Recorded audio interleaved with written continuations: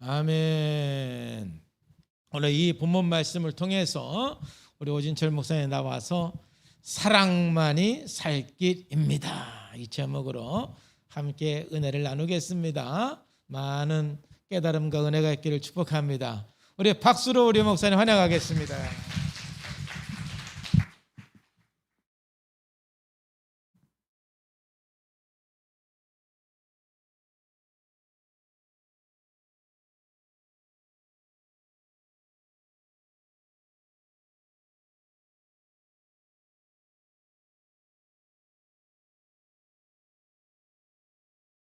입니다.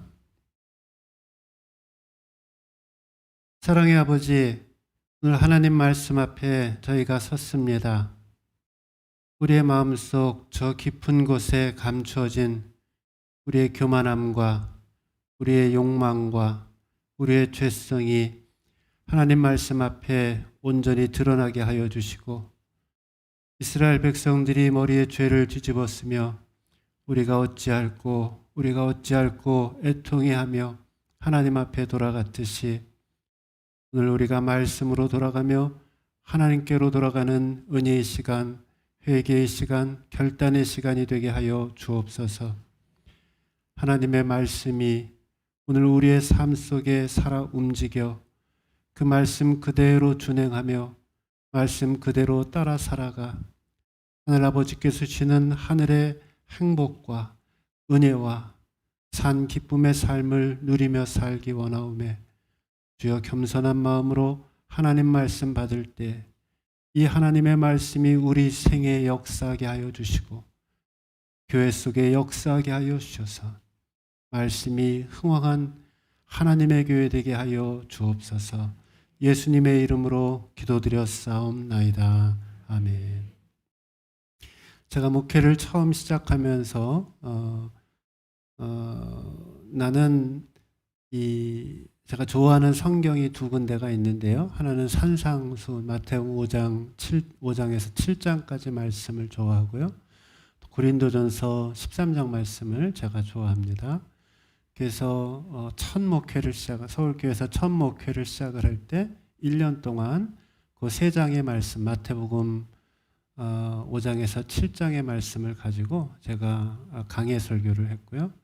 그 다음에 수요예배 때 또 한 6개월 정도 고린도전서 13장 한 장을 가지고 하나님 말씀을 전했습니다. 거기에는 이유가 있는데요. 저는 한 인생, 또 한 교회, 또 한 가정이 살 수 있는 그 유일한 길은 하나님의 사랑이 우리 가운데 풍성하게 넘쳐나게 되어질 때 거기에 참 생명이 있다라고 믿기 때문입니다. 저는 장례식을 많이 했습니다. 집전을 많이 해봤는데 한 400번 정도 집전을 한 것 같아요. 많은 사람들의 죽음을 보았어요. 나이 든 사람의 죽음도 보았고, 또 젊은 사람의 죽음도 보았고, 또 어린아이들의 죽음도 보았습니다.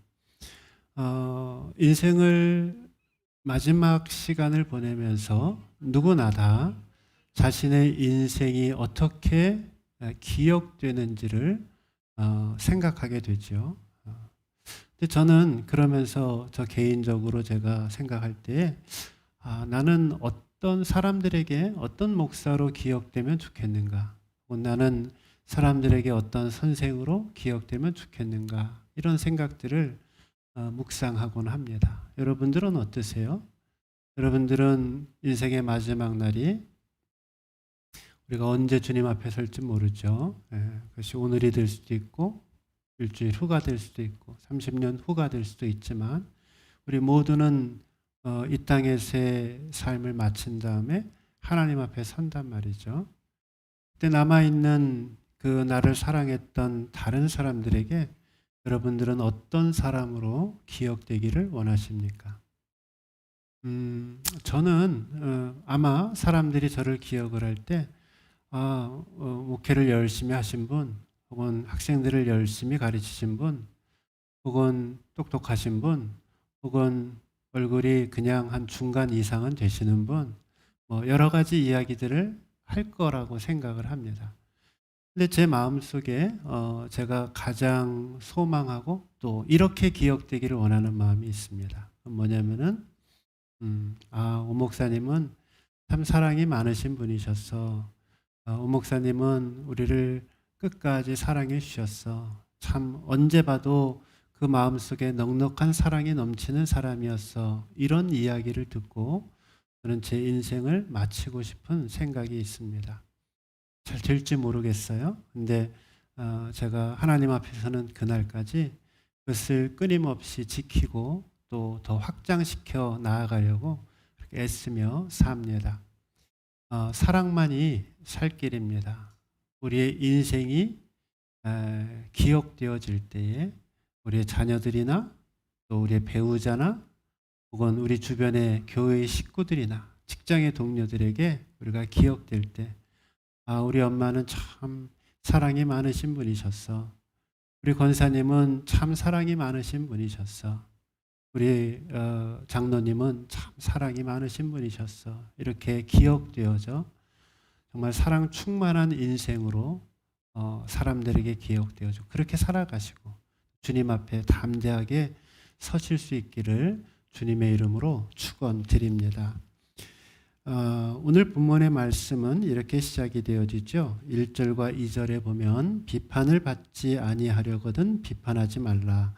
너희의 비판하는 그 비판으로 너희가 비판을 받을 것이요 너희의 헤아리는 그 헤아림으로 너희가 헤아림을 받을 것이니라. 예수님 말씀하십니다. 다른 사람들에게 비판을 받지 않으려고 한다라면 다른 사람들을 비판하지 말아라 라고 말씀합니다. 그런데 이 비판이라고 하는 이 말이 굉장히 델리케이트한 말이에요. 이해하기가 쉽지 않은 말입니다. 그래서 비판하지 말라라고 하는 이 말의 뜻을 우리가 조금 더 규명해야 될 필요가 있습니다. 먼저 잘못된 해석을 좀 살펴볼게요. 비판하지 말라라고 하는 이 말은 옳고 그름을 판단하지 말아라 라는 뜻이 아닙니다. 그러니까 비판하지 말라라고 하는 이 말은 우리가 아무것도 분별하지 않으면 안 된다, 분별하지 말아라 라는 뜻이 아닙니다. 무엇이 옳고 또 무엇이 틀린가 이것을 분별하지 않고 모든 사실에 대해서 눈 감고 살아라 라는 뜻이 아닙니다. 성경은 오히려 분별하지 않고 구별하지 못하는 것을 불신앙적인 것으로 이야기합니다. 우리는 분명히 구별할 줄 알아야 하고 또 정확하게 분별할 줄 알아야 합니다. 오늘 우리가 읽은 이 성경에도 보면은 예수님께서 분별하고 계시는 모습을 보여줍니다. 1년에 바리새파와 사두개 사람들이 예수님 주변에 옵니다. 그들을 향해서 아주 비판적으로 말씀하십니다. 6절 말씀에 보면 거룩한 것을 개에게 주지 말며 너희 진주를 돼지 앞에 던지지 마라. 저희가 그것을 발로 밟고 돌이켜 너희를 찢어 상할까 염려하라 말씀합니다.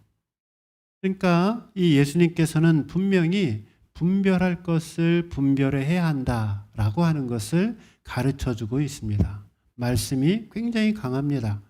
개와 같은 사람이 있는 것이다. 돼지와 같은 사람이 있는 것이다. 라고 매우 강하게 말씀합니다.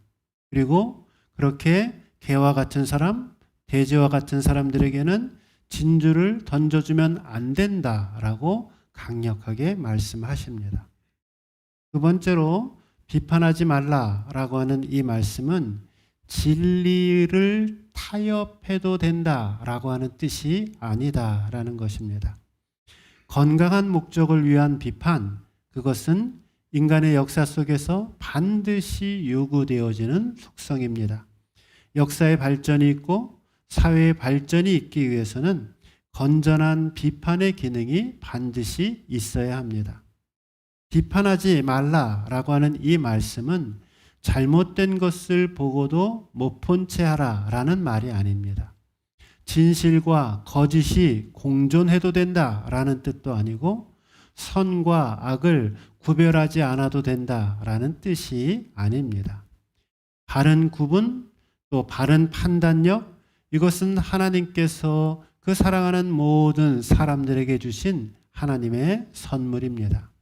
성령 안에서, 말씀 안에서 선한 자와 악한 자를 구분할 줄 알아야 하고, 진리와 불의를 구분할 줄 알아야 하고, 하나님의 것과 세상의 것을 구분할 줄 아는 이러한 판단, 이러한 능력은 매우 귀중한 것이고 또 반드시 필요한 것이기도 합니다. 이러한 비판적인 기능은 죄가 하나의 공동체 안에 들어오게 되어졌을 때에 그것을 자정할 수 있는 능력을 갖게 합니다. 여러분, 다윗과 선지자 나단의 이야기를 기억하십니까? 다윗 인생에 일생일대의 위기가 있었습니다. 무서운 죄가 다윗의 삶을 사로잡고 있었습니다. 천길 만길 지옥 끝으로 그 인생이 향하고 있었습니다. 그 중요한 때에 나단 선지자가 일어납니다. 그리고 그 다윗의 죄를 지적해 줍니다. 들보가 내 눈에 들었다. 나단의 비판은 이 다윗을 다시 한번 회개시키고 하나님 앞에 다시 한번 그 인생을 쓰임받게 하는데 귀중한 역할을 합니다. 다윗은 그 나단 선지자의 비판을 받아들이고 회개함으로써 무서운 죄악의 늪에서 벗어나고 하나님의 사람으로 다시 우뚝 설 수 있었습니다. 때때로 비판을 받지 아니하려거든 비판하지 말아라 라고 하는 이 말을 잘못 이용하는 사람들이 있습니다. 자기가 정말 잘못을 저지르고는 그리고는 이 본문의 말씀을 가지고 자기 자신의 그 잘못을 변호하는 수단으로 사용하는 사람들이 있습니다. 그런데 성경이 비판하지 말아라 라고 하는 이 말을 사용할 때 그것은 악을 눈감아 주거나 혹은 거짓된 평화를 추구하라는 뜻이 아닙니다. 그렇다면 오늘 본문에서 말씀하고 있는 비판하지 말라라고 하는 이 말의 성경적 의미는 무엇이겠습니까? 헬라어 성경에 보면은 크리노라고 하는 말이 쓰여져 있습니다. 비판하지 말라라는 뜻이에요. 그런데 이것은 오늘 우리가 흔히 사용하고 있는 비판이라고 하는 말과 그 뜻이 매우 다릅니다. 이것을 올바르게 번역을 한다라고 하면 그것은 비판이라기보다는 저주 혹은 마지막 심판이라고 하는 뜻을 담고 있습니다. 그러니까 이 성경이 말하고 있는 오늘 본문에서 말하고 있는 이 비판, 이것은 어떤 한 상대방에 대해서 내가 최종적인 선고를 내리는 것을 의미합니다. 원어의 뜻에는 이런 의미가 있습니다. 재판관이 재판석에 앉아서 어떤 사람에 대해서 결정적이고 후회할 수 없는, 전혀 틀리지 않는 완벽한, 그리고 마지막인 최후의 판단과 형벌을 가하는 것, 그것을 비판이라고 성경은 설명합니다. 그러니까 이 비판이라고 하는 이 말은 어떤 사람에 대해서, 누군가에 대해서 혹은 어떤 일에 대해서 내가 마지막 최후의 선고를 내리는 그런 태도를 가리키고 있습니다. 그런데 우리가 이러한 완벽하고 최종적인 판단을 내리기 위해서는 우리 안에 있는 모든 선입견, 우리 안에 있는 모든 편견들을 완전히 제거해버리지 않으면 안 됩니다. 그리고 우리는 어떤 한 사건과 인물에 대해서 겉으로 드러난 일들뿐만이 아니라 그 속에 있는 내면과 동기를 온전하게 살필 수 있어야 합니다. 그런데 저와 여러분, 우리 인간들은 불완전하기 때문에 완벽해야만 객관적인 입장에 설 수 있는데 우리 자신들은 본질상 불완전하다라는 것이죠. 내가 완전해야만 할 수 있는 것이 크리노, 판단, 비판이라고 하는 것인데, 그런데 우리는 본질상 완벽하지 못하다라는 것입니다. 따라서 오늘 본문에서 이야기하고 있는 이 비판은 할 수 있는 사람이 딱 한 사람이 있어요. 사람은 아니죠. 누구예요? 하나님 한 분만이 할 수 있다라는 것입니다. 즉 오늘 본문에 비판하지 말아라 라고 하는 이 말씀은 내가 외람되게 하나님 자리에 올라서서 이것이 옳으니 저것이 틀리니 하면서 하나님 노릇을 하지 말아라 라는 뜻입니다. 그런데 우리는 하나님만이 할 수 있는 이 최종적인 비판, 모든 것을 완벽하게 바라보고 정확한 최후의 판정을 내리는 이런 판단을 하나님 자리에 서서 우리가 그것을 시도하고 있다라는 것이죠. 우리는 하나님의 그 자리에 앉아서 자신은 절대적으로 올바르고 상대방은 절대적으로 틀리다 생각하면서 최종적인 선언을 한다라는 것입니다. 그리스 로마 신화에 보면은요, 프로클레이토스라고 하는 한 반인 반수의 거인이 등장을 합니다. 그런데 이 프로클레이토스가 하고 있었던 잡은 일은 뭐였냐면은 여인숙을 운영을 했었어요. 그래서 그 자기의 집 근처를 지나가는 사람들이 그 자기 집에 들어오면은 잠을 재우고 그걸로 이제 자기의 생계를 유지했습니다. 근데 이 프로클레이토스는 자기 집에 침대가 하나가 이렇게 놓여져 있어요. 근데 이게 반인 반수고 이제 아주 악한 사람이었어요. 악한 인간이면서 반인 반수라고 하는 것은 인간과 동물의 모습을 가지고 있는 거죠. 근데 집에 들어오는데 집에 들어온 사람이 그 침대에서 그 키가 그 침대가 하나가 있는데 그 침대보다 키가 바깥으로 넘어가요. 키 큰 사람이 들어와서 잤다라는 거죠. 그럼 어떻게 하냐면 집에서 밤에 잘 때 톱을 갖고 와서 그 삐져나온 부분을 잘라내서 죽여버립니다. 그리고 이번에는 그 침대보다 좀 조그만 사람이 와요. 그럴 수도 있겠죠. 그럼 어떻게 하냐면은 그 묶어놓고 그것을 늘려서 사람을 늘려가지고서 찢어서 죽여버립니다. 굉장히 나쁜 사람처럼 보이고 또 굉장히 이 악랄한 그러한 성품을 가진 사람처럼 보입니다. 근데 사실 이 프로클레이토스라고 하는 이 반인 반수는 오늘 저와 여러분들이 무언가에 대해 누군가에 대해 판단하고 평가를 내리는 동일한 모습으로 살아가고 있음을 알려주고 있는 것입니다. 그래서 내가 생각하기에 내 마음속에 침대가 있는데 거기에 상대방이 맞지 않으면은 그럼 잘라내는 것이고 그것도 부족하고 그러면 자꾸 끄집어 당겨서 늘려서 죽여버리는 그러한 모습이 우리의 삶 속에 비일비재하게 일어나고 있다라는 말씀입니다.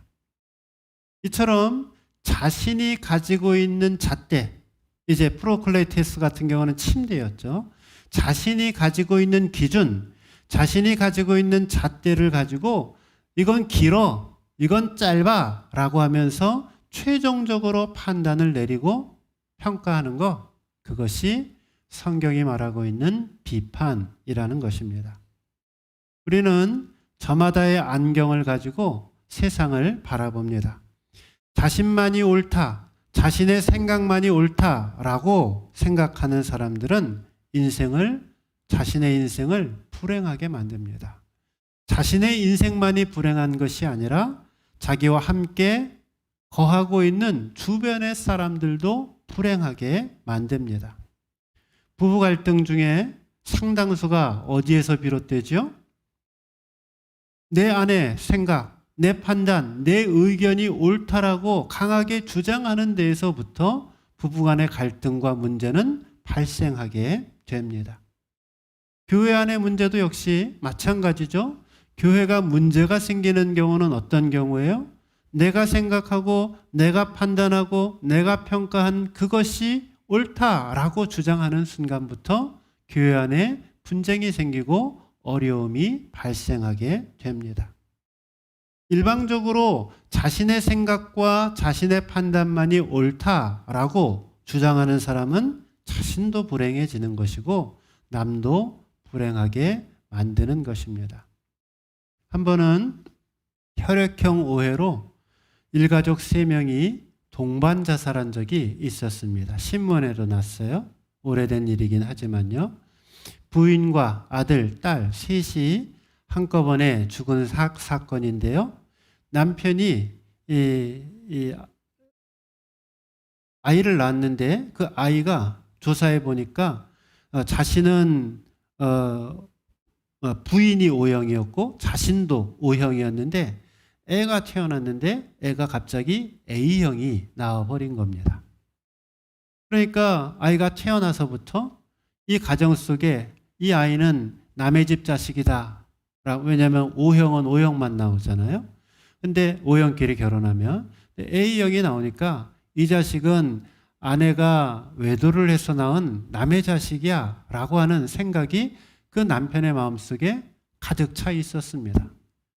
그러니까 결혼 생활 초부터 아이가 태어난 이후로부터 이 가정이 끊임없이 불화가 생겨났던 것입니다.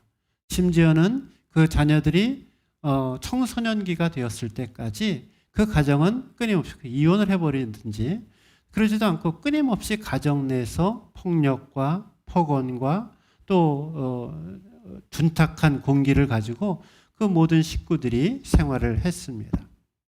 그래서 견디다 못한 엄마가 그 아들과 딸과 함께 아파트 11층 높이에서 뛰어내립니다. 모두가 다 그 자리에서 죽었어요. 그런데 너무나도 불행한 사실은 조사를 하다 보니까 이 남편의 그 혈액형 때문에 가정에 불화가 있었다라는 것을 알게 되었고 다시 혈액형을 조사해 보았더니 남편 자신의 혈액형이 O형이 아니라 A형이었더라라는 것이 밝혀졌습니다.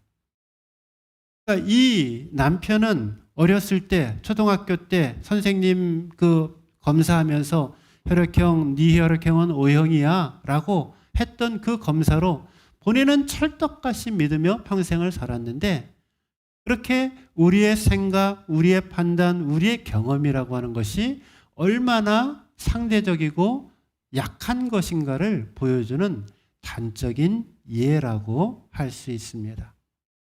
한 인간에 대한 최종적인 판단, 최종적인 심판을 내릴 수 있는 분은 오직 여호와 한 분밖에 없습니다. 그러므로 누군가를 향해서 최종적 선고를 내리는 그러한 비판의 모습은 마땅히 그리스도인들이 버려야 할, 회개해야 할 삶의 태도입니다.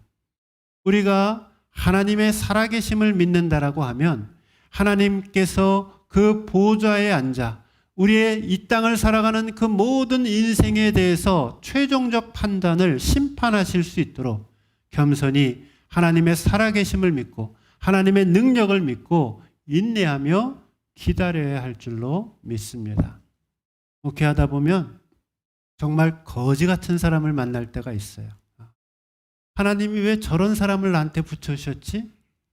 저 사람만 없으면 내가 목회를 참 재미있게 하고 행복하게 하고 기쁘게 하고 그런 사람들이 없었으면 좋았겠는데 목사님 안 계시겠지만 저는 좀 있었어요. 인격이 좀 부족했나 보죠. 그런데 제가 그때마다 하나님 앞에 회개하고 하나님 앞에 제 삶을 내어놓는 것은 하나님이 목사에게 준 권한, 하나님이 목사에게 준 능력, 그것은 맡겨주신 영혼들이 어떤 사람이든지 간에 내가 그들을 축복하고 내가 그들을 사랑하고 내가 그들을 섬길 수 있는 특권을 나에게 허락해 주신 것이지 내가 가지고 있는 그 영권을 가지고 사람들을 저주하고 정죄하고 비판할 수 있는 권한은 나에게 주어지지 않았다를 끊임없이 하나님 앞에 되뇌이며 그렇게 살아오고 있습니다. 누구누구는 이래, 우리 목사님은 이래, 우리 사모님은 이래, 우리 어떤 권사님은 이래, 우리 목자님은 이래. 여러분들에게 그런 것을 최종적으로 판단하고 결정할 수 있는 그러한 권한이 나에게 주어지지 않았다라는 것을 기억하시고, 하나님 살아계신 걸 우리가 다 믿지 않습니까? 주님 앞에 인내하며 나아가면서 하나님이 우리의 공동체와 우리의 가정과 이 땅과 이 사회를 이끌어 가실 수 있도록 인내하며 기도하며 나아가야 할 줄로 믿습니다. 살다 보면은 형제의 눈 속에 티를 발견할 때가 있어요. 그렇다라고 하면 그리스도인으로서 이 비판의 문제를 어떻게 해결할 수 있을까? 어떻게 해야 하는가? 형제의 눈 속에 티가 보이게 되어졌을 때, 남편의 눈에, 남편의 삶에 티가 보일 때, 아내의 삶에 티가 보일 때, 어떤 성도님의 삶에 티가 보일 때, 어떤 목사님의 삶에 혹은 사모님의 삶에 티가 보일 때, 그때 우리는 어떻게 행동해야 하는가? 몇 가지 원칙을 알려드리고 오늘 말씀 마치려고 합니다. 첫째, 형제의 삶 속에 티가 보일 때 첫째, 먼저 뭐 해야 돼요? 자기 자신을 살펴라 입니다. 웃기지 마라. 네 눈에 다른 사람의 티가 보이느냐? 먼저 너 좀 살펴봐라 라고 성경은 바로 말씀하십니다. 3절에서 5절 말씀 한번 제가 읽어드릴게요. 어찌하여 형제의 눈 속에 있는 티는 보고 내 눈 속에 있는 들보는 깨닫지 못하느냐? 보라, 내 눈 속에 들보가 있는데 어찌하여 형제에게 말하기를 나로 내 눈 속에 있는 티를 빼게 하라 하겠느냐? 외식하는 자여, 먼저 내 눈 속에 들보를 빼어라. 그 후에야 밝히 보고 형제의 눈 속에 있는 티를 빼리라. 그러니까 상대방의 자신의 눈은 보지 못하고 상대방의 눈만 보고 있다라는 거죠. 그러면서 그 눈 속에 들어간 조그만 티를 보면서 야, 그거 빼야 돼 라고 말하고 있다라는 거죠. 근데 정작 자기 눈에는 뭐가 들어있는 거예요? 들보. 들보가 뭐예요? 대들보. 집 대들보가 들어가서 그 눈에 쾅 박혀가지고서 앞을 제대로 보지 못하는데 다른 사람들이 이러니 저러니 하고 앉아있다라는 거죠. 웃기지 마라 라고 예수님께서 말씀하고 있는 것입니다. 갈라디아서 6장 1절은 이렇게 말하고 있어요. 형제들아, 사람이 만일 무슨 범죄한 일이 드러나거든 신령한 너희는 온유한 심정으로 그러한 자를 바라잡고 내 자신을 돌아보아 너도 시험을 받을까 두려워하라 라고 말씀합니다. 그러니까 신앙생활은 다른 사람들을 지적해주기 위해서 신앙생활하는 거 아니에요. 그렇잖아요. 여러분들 예수 믿은 게 옆에 있는 사람들 고쳐주려고 여러분 신앙생활 했나요? 왜 그런 사람 아무도 없다라는 거죠. 제가 섬기던 교회에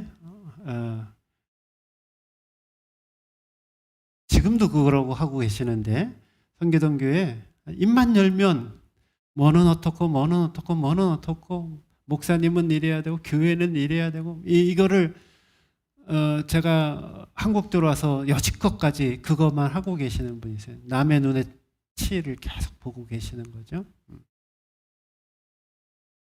근데 저는 그분 이렇게 살아가는 그 모습 보면서 참 불쌍하다 그런 생각이 들어요. 아니 신앙생활을 다른 사람 지적해 주려고 우리가 믿음 생활하는 게 아닌데 왜 저분은 신앙생활을 다른 사람들 고쳐주는 거를 신앙생활이라고 생각하는지 참 이해가 안 되는 그런 경우를 보게 됩니다. 그래서 제가 그분한테 우스갯소리로 그 얘기를 했어요. 아니 저기 그 절에 가면 저기 절의 성도들을 뭐라 그러죠? 신도들아 그러나? 예.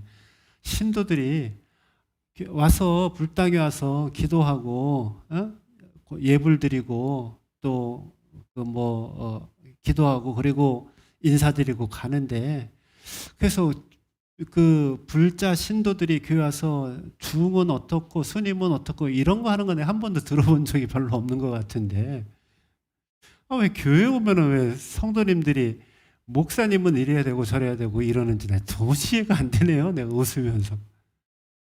캐톨릭 성당에 가도 신도들이 와가지고서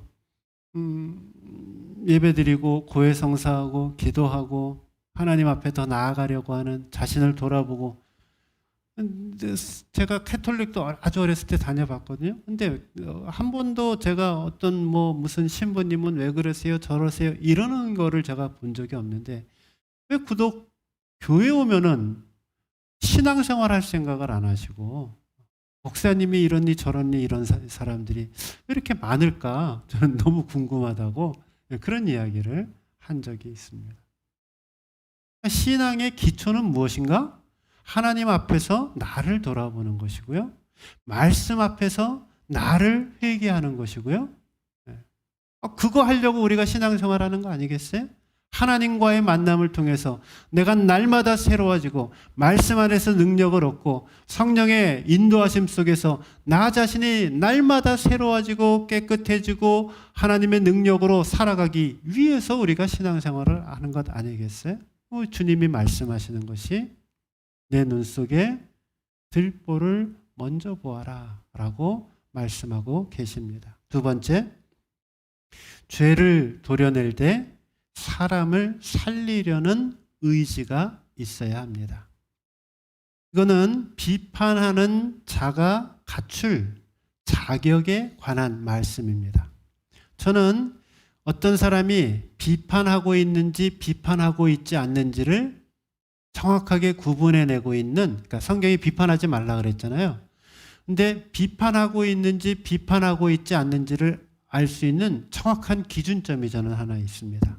그건 뭐냐면은 그 사람 마음속에 사람을 살리고자 하는 간절한 마음이 있는가라고 하는 것을 저는 기준점으로 봅니다. 대부분의 경우 우리가 누군가를 비판하고 또 어떤 사회적인 문제들을 비판하고 어떤 상황들을 비판할 때 거기에 살리려고 하는 의지, 사랑의 의지, 회복시키고자 하는 의지가 없이 그냥 잘못했어, 너 문제야 라고 하는 것에만 초점이 맞추어져 있다는 겁니다. 근데 형제의 삶 속에 치가 보일 때 어떻게 해야 되는가? 그것은 먼저 나 자신을 돌아보고 그 다음에 형제에 대한 생각과 이해를 하기 시작할 때는 무엇보다도 상대를 깊이 사랑하는, 마음으로부터 사랑하는, 사랑으로부터 시작된 것이 않으면은 입 닫아라 라고 말씀하고 있는 것입니다. 저는 이 비판이 좋은 비판이 되기 위해서, 즉 사람을 살리는 비판이 되는 것을 저는 의사의 수술에 비유합니다. 그러니까 환자를 살려야겠다라는 마음이 담겨져 있어야지 그것이 건강한 비판이 된다라는 겁니다. 형제의 잘못을 보면서 어쩔 수 없이 수술해야 할 경우가 생긴다라고 하면 사랑이 담겨 있는 비판을 해야 한다라는 겁니다. 마치 죽어가는 암 환자를 수술대 위에 올려놓고 흘러내리는 땀을 닦으면서 그 환자를 살리고자 하는 마음으로 암세포를 도려내는 그러한 모습입니다. 그러므로 만약 여러분의 마음속에 사람을 살리고자 하는 이 의사와 같은 심정으로 어떤 문제나 어떤 사람을 바라보고 있지 못하다라면 그것은 결코 하나님이 주신 마음이 아니고 그것은 사단으로부터 온 마음이라는 것을 기억하셔야 합니다. 그런데요, 아무리 내 마음속에 누군가를 살리고자 하는 마음이 있다 하더라도요, 거기에 의술이 뒷받침되지 않으면은 환자를 죽이는 경우가 허다합니다. 아니, 백발백중 내가 특별한 기술을 갖고 있지 않고 수술하게 되어지면 백발백중 사람을 죽이고 맙니다. 그래서 우리가 감기 같은 가벼운 증상이야 동네 병원도 갔고 약도 먹고 치유도 하지만 커다란 병이 걸렸을 때에는 전국을 돌아다니며 여기저기 유능한 의사를 찾아 다니는 것 아니겠습니까? 의학을 공부한 사람 많이 공부합니다. 내가 환자를 살릴 수 있는 기술을 갖고 있지 않다라면 비판의 자리에 서는 것을 매우 조심하셔야 되고 두려워하셔야 합니다. 어리석은 의사는 자기가 수술을 잘못해놓고 그래서 죽여놓고 그건 자기가 잘못해서 죽인 것 아니다 라고 생각하고 싶을 것입니다. 환자가 잘못되어서 상황이 어쩔 수 없어서 그건 죽은 거야 라고 말하고 싶을 것입니다. 내가 준비가 되어져 있지 않다라면, 내가 준비되어지지 않은 의사라고 한다라면 그 의사는 집도를 하지 않는 것이 좋은 것이고 집도를 해서는 안 되는 것입니다. 나는 무조건 메스 들고 저거 내 사랑하는 마음이야, 내가 수술해 줘야 되겠어 하고 달려드는 돌팔이 의사는 아닌지 스스로를 반문해 보셔야 합니다. 병든 자를 고치기 위해서 오신 예수님은 의사의 심정을 가지고 사람들을 만나셨고 사람들의 영혼을 고쳐 주셨습니다. 될 수 있는 대로 비판의 자리에 서지 마십시오. 그러나 비판하지 않으면 안 되는 어쩔 수 없는 경우가 혹시라도 여러분 인생에 생긴다라고 하면 꼭 사람을 살리는 비판을 하실 수 있기 바랍니다. 세 번째는 기도하셔야 합니다. 오늘 본문 7절 이하 11절에 보면 제가 읽지 않겠습니다. 길어서요. 여기 보면 여러분들이 잘 알고 있는 기도에 관한 말씀이 등장을 하죠. 제가 오늘 주목하고 싶은 부분은 이 기도에 대한 내용, 우리가 하나님 앞에 기도할 때 간절히 기도해야 된다, 혹은 하나님 앞에 하나님은 우리에게 꾸짖지 않고 후히 주시는 하나님이시다. 이것도 뭐 중요한 하나의 설교가 되겠지만 이 기도에 관한 이야기가 왜 지금 비판하지 말아라, 혹은 다른 사람들과의 관계 속에서 왜 이 기도에 관한 이야기가 중간에 들어있는지를 주목해 보시기 바랍니다. 즉, 다른 사람들의 눈에 치가 보이고 허물이 보이게 되어졌을 때 이것은 우리의 삶에 반드시 필요한 것이 있는데 그것은 뭐냐면은 하나님 앞에 그 문제, 그 영혼을 놓고 기도해야 한다라는 것입니다. 기도하고 있지 않다? 말하지 말아라 입니다. 실제로 남을 향한 맹목적인 비판은 그 사람이 그 허물과 잘못에서 벗어나오는데 별 도움이 되어지지 않습니다. 이것 좀 여러분 많이 결혼 생활 해보셔서 아시겠지만 여러분 남편 왜 이래요? 이거 고쳐요. 고쳐지든가요? 한 10번 말하면 고쳐지든가요? 100번 말하면 고쳐지든가요? 아니요. 30년 동안 못 고치잖아요. 사랑이 담기지 않고 기도하지 않고 어떤 문제를 내가 달려들게 되어졌을 때 그것이 상대방에게 아무런 변화를 주지 못한다라는 것을 기억해야 합니다. 비판은 오히려 상대방을 더 방어적이게 만듭니다. 자기가 가지고 있는 허물을 더 숨기게 하고 더 가리우게 만듭니다. 오기를 부리고 나름대로의 억지, 논리로 자기 자신을 정당화시킵니다. 그런데 기도하면 다른 결과가 나타납니다. 상대방을 위해, 허물을 갖고 있는 사람을 위해, 또 연약한 사람을 위해 내가 기도하게 되어졌을 때에 이제 그 기도는 상대방으로 하여금 다시금 용기를 갖게 하고 스스로 자기의 허물을 고백하게 만들어줍니다. 주님의 능력으로 그 허물을 벗어날 수 있게 만들어줍니다. 그러므로 형제의 눈에 치가 발견되어졌을 때 무엇보다도 그 아픔을 끌어안고 나의 것으로 알고 기도의 자리로 나아가야 할 것입니다. 기도만이 죄악 가운데 있는, 허물 가운데 있는 그 형제를 살릴 수 있기 때문입니다.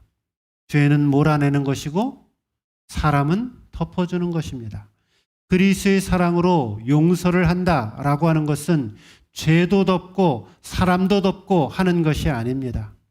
죄는 몰아내고 그럼에도 불구하고 하나님의 형상대로 지음받은 그 영혼만큼은, 그 사람만큼은 품고 안아주자라는 것입니다. 마지막 네 번째, 축복해야 합니다. 오늘 본문 12절 말씀 보시면은요, 이렇게 기록되어져 있습니다. 무엇이든지 남에게 대접을 받고자 하는 대로 너희도 남을 대접하라. 이것이 율법이요 선지자니라. 오늘 하나님의 말씀은 그냥 너희들 다른 사람 비판하지 말아라 라고 하는 이 소극적인 충고로 끝나지 않습니다. 오히려 나에게 어려움을 주는 사람, 나를 힘들게 하는 사람, 그들을 향하여 축복의 손길을 내밀으라 라고 우리에게 말씀해 줍니다. 제가 해봐서 아는데요, 굉장히 어렵습니다. 맨날 나만 보면 욕하는데 뒤에서 딴소리하고 지적질하고 그러는데 마음을 다해서, 마음을 활짝 열고 그 상대방을 축복해주고 그 상대방을 마음으로 품어주고 안아주는 거 좀처럼 쉽지 않은 일입니다. 잘 안 돼요. 그래서 이 유대, 여기 이 율법이요 선지자라고 하는 것은 이 구약 성경 전체를 가리키고 있는 표현이에요. 근데 이 유대인들이 가지고 있는 이 탈무드 법에 의하면은 누군가 나에게 잘못을 했어요. 그러면은 그 잘못을 하면은 몇 번까지 용서를 해줍니까? 그 성경에도 나오잖아요. 베드로가 물어보잖아요. 그러면은 탈무드에는 뭐라 그러냐면 3번까지 용서해주라라고 얘기를 합니다. 그러니까 저나 여러분들이나 성품 좋은 사람들이 용서해줄 수 있는 용서의 범위가 한 3번 정도 되는 거예요. 그러지 않겠어요? 똑같이 잘못했어요. 그러지 마세요. 또 해요. 그러지 마세요. 또 해요. 그러지 마세요. 또 해요. 좀 화가 나죠. 그러니까 베드로가 아니 그러면 형제가 잘못했을 때 내가 7번 용서해주면 되겠습니까? 얼마나 대단한 거예요. 율법에서도 탈무드에서도 3번만 해주면 된다 그랬는데 내가 7번이나 해주겠어 하고 예수님한테 물어보니까 얼마나 그게 대단한 거겠어요. 예수님 뭐라고 말씀하세요? 70번에 7번씩이라도 형제가 용서를 구하면 용서해 주어야 한다 말씀합니다.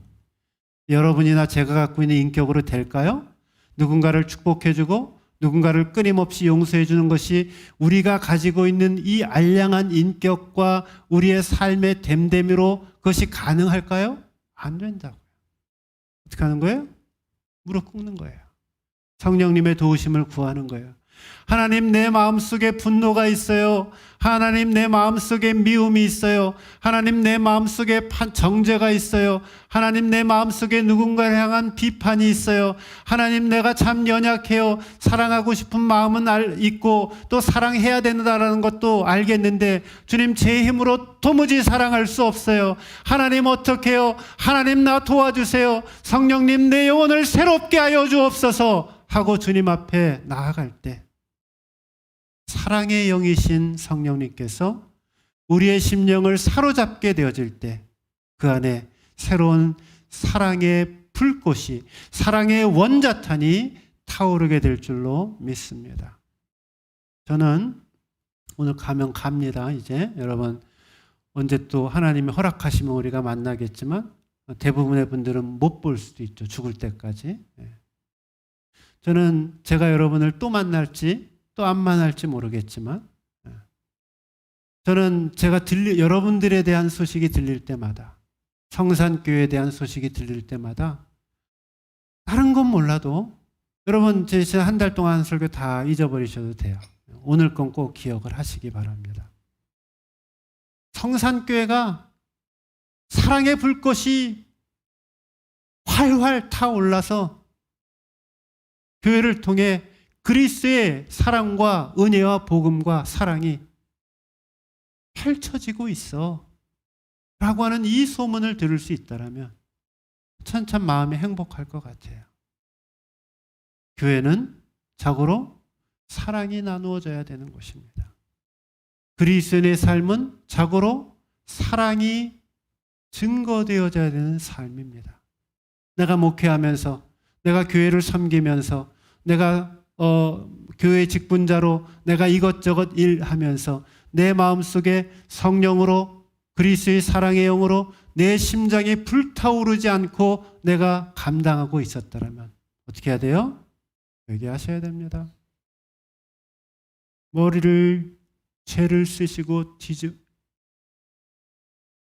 베옷을 입으시고 하나님 앞에 통회하며 주님, 내 마음속에 이 사악한 마음, 이 정죄하는 마음, 이 판단하는 마음, 이 비판하는 마음 다 내려버리고 하나님, 내가 새로운 영으로 다시 빚음받기를 원합니다. 주여, 나를 새롭게 하여 주옵소서. 사랑의 영으로 다시 한번 내 영혼이 새롭게 변화되어져 주님의 거룩한 도구가 되게 하여 주옵소서.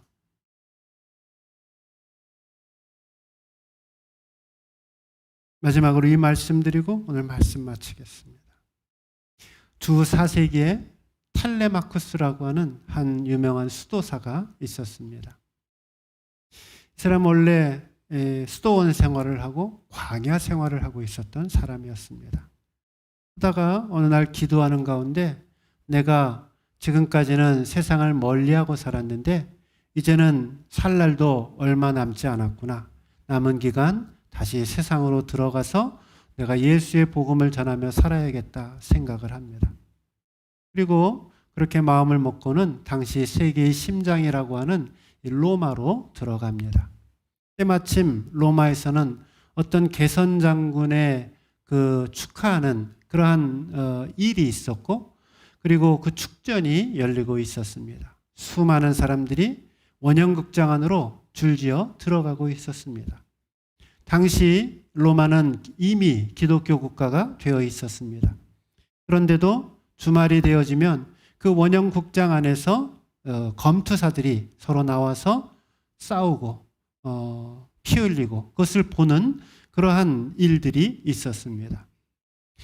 2명의 검투사가 이제 경기장 안으로 들어오는 것입니다. 그리고 황제 앞에 먼저 인사를 합니다. 그리고 그 뒤에 이제 죽기까지 싸우겠다라고 맹서약을 합니다. 그런 다음에 서서히 경기장 중앙으로 마치 표범의 맹수의 눈을 한 채로 그 경기장 중앙으로 들어갑니다. 그런데 텔레마쿠스가 이 모습을 보면서 마음속에 문득 이런 마음이 듭니다. 이거는 잘못된 일이다. This is not right. 이거는 옳은 일이 아니구나 라고 마음속에 생각을 합니다. 아하! 하나님께서 나에게 이것을 막으라고 로마로 보내셨구나. 그는 주먹을 불끈 쥡니다. 그리고 경기장 안으로 뛰어듭니다. 그리고 온 힘을 다해서 그 검투사들과 모여있는 회중들을 향해서 이렇게 외칩니다. 예수 그리스도의 이름으로 명하노니 이 싸움을 즉시 멈춰라. 처음에 사람들은 이 이야기를 듣고 그것이 미리 기획되어져 있는 쇼인 줄 알았습니다. 경기장 층에서 늙은 수도사의 복장을 하고서 어릿 광대를 집어넣어 경기를 더 흥미롭게 만들기 위한 것으로 생각했습니다. 그런데 가만히 보니까 쇼가 아니었습니다. 텔레마쿠스는 그 두 검투사 사이 가운데로 들어갑니다. 그리고는 결사적으로 그 싸움을 막습니다. 마침내 사람들의 입에서 야유가 터져나옵니다. 그럼에도 불구하고 이 텔레마쿠스는 더 커다란 소리로 외칩니다. 예수 그리스도의 이름으로 명하노니 그 싸움을 즉시 멈추라. 급기야 경기를 진행하던 그 지휘관이 그 검투사 가운데 한 사람을 지목해서 텔레마쿠스를 죽이라고 명령을 합니다. 번쩍이는 칼과 함께 텔레마쿠스는 그 자리에서 칼베임을 당합니다. 숨이 멈추기까지 죽어가면서 이 텔레마쿠스는 외칩니다. 예수 그리스도의 이름으로 명하노니 그 싸움을 멈춰라. 그리고는 죽어갔습니다. 그 순간 갑자기 모든 그 주변이 숙연해집니다. 황제 호노리우스는 그 자리에서 조용히 일어납니다. 그리고 말없이 경기장 바깥으로 퇴장을 합니다. 그의 뒤를 따라서 다른 대신들도 또 모여있던 군중들도 한 사람 한 사람 그 자리를 떠나기 시작합니다. 나중에 그 두 검투사마저도 고개를 푹 숙인 채 경기장 밖으로 나아갔습니다. 주후 391년에 있었던 일입니다. 이 사건을 계기로 로마에서는 더 이상 검투사들의 검투 경기가 열리지 않게 되었습니다. 텔레마쿠스의 외침 그리고 그의 희생적인 죽음이 그 잔인한 싸움의 경기를 영원토록 종식시킨 것입니다. 사랑하는 성도 여러분, 부흥은 어디에서 옵니까? 개혁은 어디에서 옵니까? 우리 지난주 살펴보았듯이 교회의 변혁은, 인생의 변혁은 어디에서 오는 것입니까? 사람들에 대한 불신, 사람들에 대한 절망의 마음, 사람들에 대한 원망의 마음을 가지고는 하나님께서 허락하시는 새로운 사역과 새로운 은혜들을 결코 나누며 누릴 수 없습니다. 오늘 내 마음이, 우리의 속사람이 주님의 풍성한 사랑으로 차고도 흘러 넘쳐야 합니다. 플레로마, 주님의 사랑이 흘러 넘치는 것입니다. 닫혀진 우리 안에 있는 이 좁은 마음, 높은 벽, 그것을 완전히 무너뜨리고 문을 활짝 여시고 예수 그리스도의 사랑으로 다시금 새롭게 회복되어야 합니다. 사랑만이 살 길입니다. 바라기는 내 마음속에 무분별했던 그 모든 비판의 잘못된 습관들을 다 벗어버리고 사랑만이 살 길이라 하나님 앞에 외치며 사람들 앞에 외치며 사랑하며 살아갈 수 있는 우리 모든 성도님들 되시기를 주님의 이름으로 축원드립니다. 기도하겠습니다.